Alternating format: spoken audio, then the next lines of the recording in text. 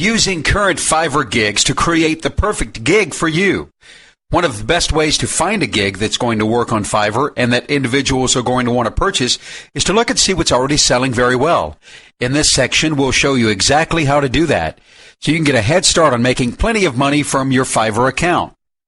Looking at the featured items. When you visit Fiverr.com, you see a list of services on the home page. They may range from drawings to written projects to Facebook girlfriends.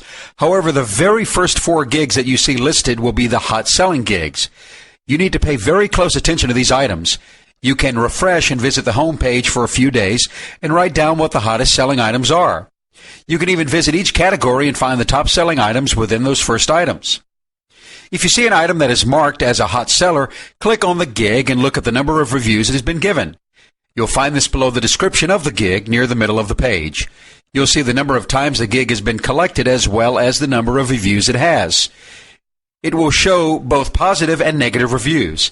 If an item has more than 100 reviews, you know it's a hot item and worth writing down. Comparing. Now that you have your list created, go down the list and ask yourself with each item if you can reproduce the item. If one of the hottest sellers is a 60-second testimonial for a certain product or service, you should also determine whether you can also offer a 60-second testimonial.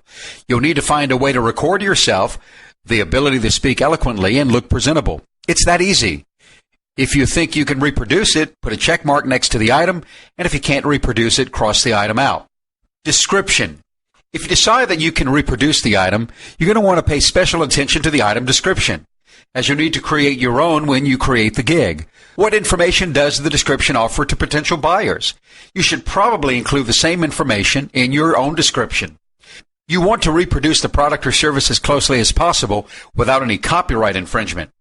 Spend some time and a few days going over the hot selling items in order to determine whether you can reproduce it and piggyback on the popularity of the product or service.